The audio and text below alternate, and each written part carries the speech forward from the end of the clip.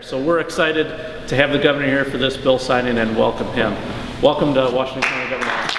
But they're somewhat related, and I'm going to invite not only our authors but the lawmakers and other stakeholders that are here today to join us up in the front for signing each of those. As Joshua mentioned, the district attorney is here, and we're glad to have you here, and not just representing Washington County, but I think DAs and prosecutors, but also public defenders, trial attorneys, and others from across the state, as well as others in the criminal justice system who appreciate Representative Nygren offering legislation on TAD and really looking at true alternatives to incarceration. This fits as part of the HOPE agenda, which John has pushed and gotten broad support from his colleagues in both chambers and both parties. So this will add $2 million more per each of the fiscal years going forward. It provides an excellent opportunity for us to build off of the base that's already there, not just in terms of funding, but to see county by county, as well as our tribal governments that are interested in this as well, to see how far this can be expanded. This is really forward thinking at the front end. A lot of times nationally there's a fair amount of talk about criminal justice reform, and sometimes when they talk about it, at least nationally, and appropriately so in the federal code, there's a lot of mandatory minimums and other things like that that probably need to be tweaked and adjusted.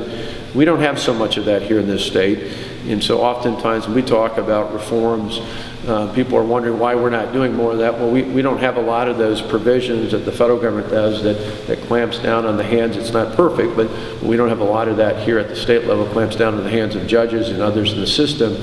But oftentimes it's not a mandatory minimum as much as it is a challenge that folks in the criminal justice system will say about just having enough options, enough alternatives to incarceration. And so this additional money will be a big part of that. And this will give us a chance going into the next budget to see how well this works, and then to look at whether it's adding this as a base or adding even more on top of that, depending on the success going forward. And so we appreciate everyone involved with the criminal justice system here, both the sheriff here, Dale, it's good to, where'd you sneak around me? Oh, he's sitting in the back. Oh, you're way back. I got a TV camera in front of you, as well as not only Washington County Sheriff, but we've got the Sheriff from Winnebago County coming here, which ties in well with the second bill. And Representative Schra and Senator Gudick were good enough to bring this forward, and it's really about taking and providing the criminal justice system with a viable alternative in terms of giving tools when it comes to dealing with people who've chronically had problems with drunk driving.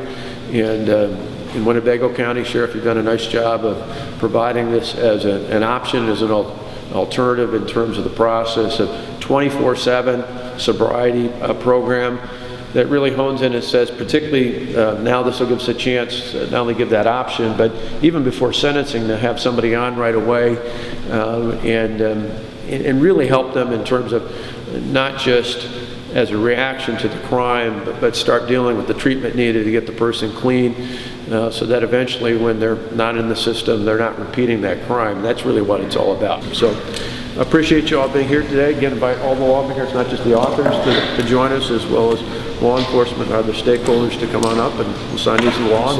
There we go.